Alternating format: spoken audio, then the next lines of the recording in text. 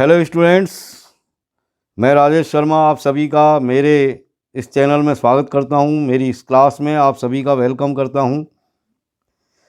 और इस वीडियो में हम, जैसा कि हमारा करंट टॉपिक चल रहा है द टाइगर किंग, कक्षा 12 की पुस्तक पैनोरमा का पहला लेसन, उसका हम चौथा भाग और पांचवा भाग इस वीडियो में देखेंगे। तो let's start.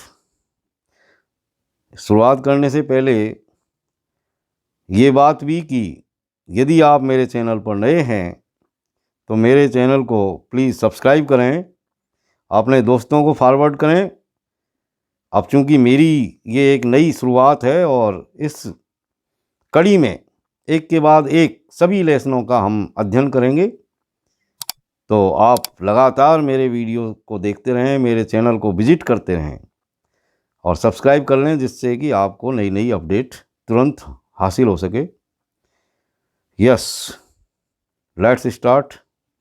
The maharaja's tiger hunts continue to be highly successful. तो महाराजा की जो ये टाइगर हंट जो था, यानी ये जो टाइगर हंटिंग जो चल रही थी महाराज की, शेरों के शिकार की, वो बहुत ज़्यादा सक्सेसफुल रही, बहुत ज़्यादा सफलतम रही, यानी बहुत सफलता से भरी हुई रही। क्योंकि within 10 years he was able to kill 70 tigers. क्योंकि महाराज ने 10 साल के इस वक्फे में, 10 साल के इस पीरियड में 70 शेरों का शिकार कर लिया। एंड देन, और तब, एन अनफोरसीन, यानी जिस बात की कल्पना नहीं की गई थी, ऐसी बात सामने आई।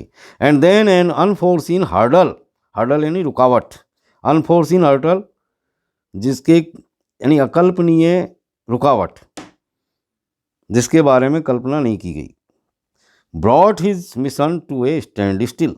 तो इस रुकावट ने उनके इस मिशन को स्टैंड स्टिल कर दिया, यानी इनके इस अभियान को रोक दिया।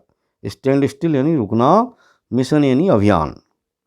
The tiger population became extinct. और टाइगरों की जो पॉपुलेशन थी जंगल में, प्रतिबंधपुरम के जंगल में, वो एक्सटिंक्ट हो गई, यानी विलुप्त हो गई। In the forest of Pratibandhapuram, Pratibandhapuram के जंगलों में। Who knows whether the tigers practised birth control. कौन जानता था कि क्या टाइगरों ने बर्थ कंट्रोल शुरू कर दिया और कमिटेड हैराकीरी, या उन्होंने आत्महत्या करना शुरू कर दिया। इस बात की जानकारी किसी को नहीं थी। हैराकीरी का मतलब होता है, एक जापानी वर्ड है बच्चों, और इसका मतलब होता है आत्महत्या करना। बर्थ कंट्रोल यानी परिवार नियोजन। अब जनसंख्या कम क्यों हो गई, कोई नहीं जानता। कौन जानता था कि टाइगरों ने कहीं बर्थ कंट्रोल कर लिया या उन्होंने हैराकीरी करना शुरू कर दिया, और simply ran away from the state, या फिर वो सामान्य रूप से उस राज्य को ही छोड़ गए। Because they desire to be shot by British hands alone, कि वे अब महाराजा के हाथों से मरना नहीं चाहते थे, बल्कि किसी अंग्रेज अफसर के हाथों से मरना चाहते थे। ये भी किसी को पता नहीं था। One day the maharaja sent for the dewan. एक दिन महाराज ने अपने दीवान को सेंट फॉर का मतलब बुलाना, अपने दीवान को बुलाया। दीवान साहिब, aren't you aware of the fact. क्या तुमको इस फैक्ट की जानकारी नहीं है, क्या तुमको इस तथ्य की जानकारी नहीं है, that 30 tigers still remain to be shot down by the gun of mine, कि मेरी गन से अभी 30 और शेरों का शिकार होना बाकी है। ही आस्केड ब्रेंडाइशिंग द गन। उसने अपनी बंदूक को उस दीवान की तरफ ब्रेंडाइशिंग करते हुए कहा, मतलब तानते हुए कहा।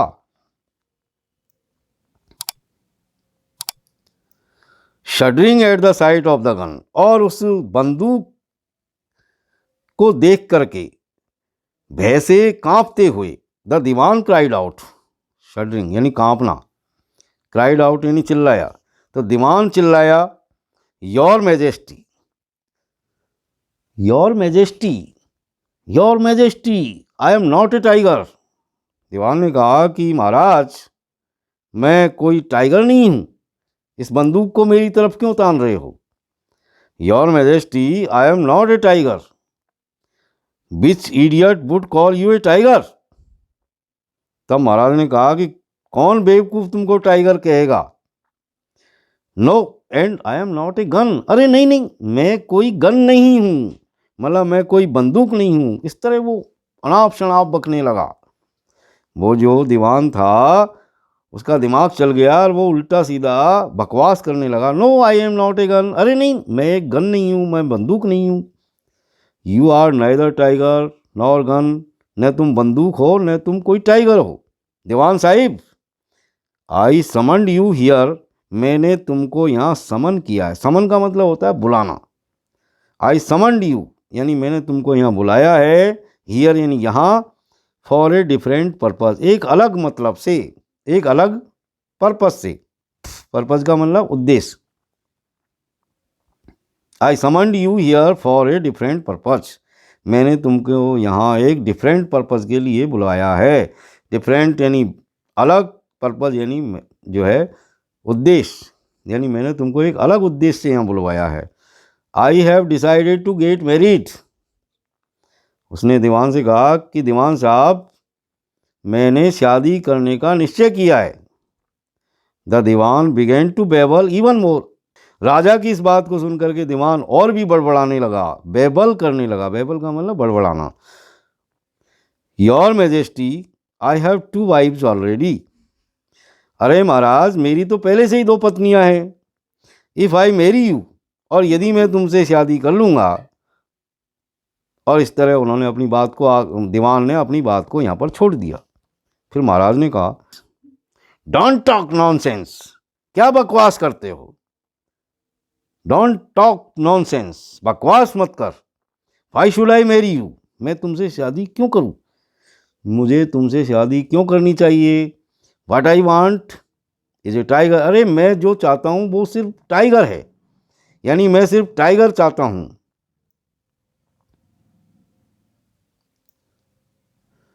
Your majesty please think it over. तब दीवान ने कहा कि महाराज थोड़ा सा और सोच लो, अपनी बात पर फिर से विचार कर लो। थिंक इट ओवर यानी दोबारा से विचार करना। योर एंसेस्टर्स, एंसेस्टर का मतलब होता है पुरखे, पूर्वज। तो your ancestors were married to the sword. महाराज आपके पुरखों ने तलवार से शादी की थी। इफ़ यू लाइक, और यदि तुम चाहो तो मैरी द गन, तुम अपनी इस बंदूक से शादी कर सकते हो। A tiger king is more than enough for this state.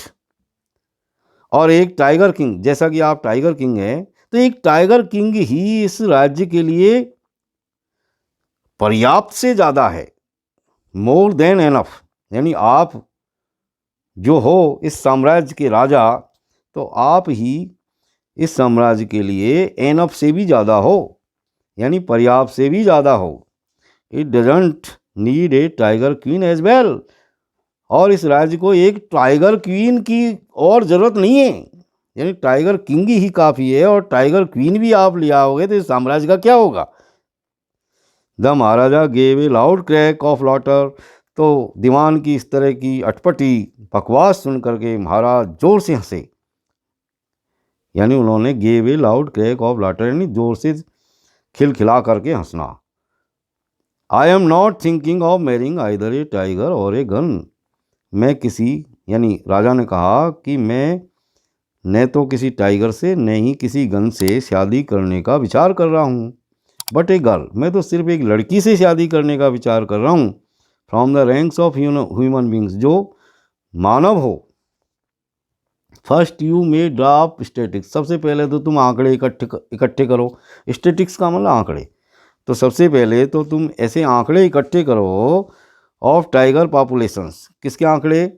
Tiger की पॉपुलेशन के। यानी कि भाई ये देखो कि टाइगरों की पॉपुलेशन कहाँ है in the different native states, यानी हमारे आसपास जितनी भी रियासतें हैं, जितने भी राज्य हैं, उनके आंकड़े इकट्ठे करके ये देखो कि किस राज्य के अंदर सबसे ज़्यादा टाइगर रहते हैं।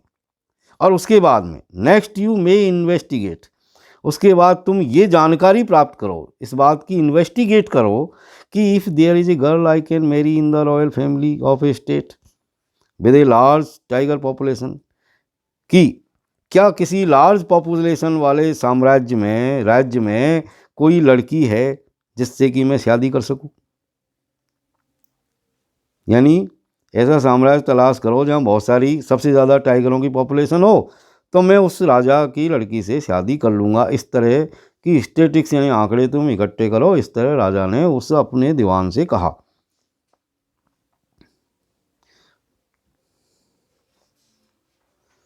The Dewan followed his orders, और दीवान ने अपने राजा के जो ऑर्डर थे उनको फॉलो किया, यानी उनका पालन किया।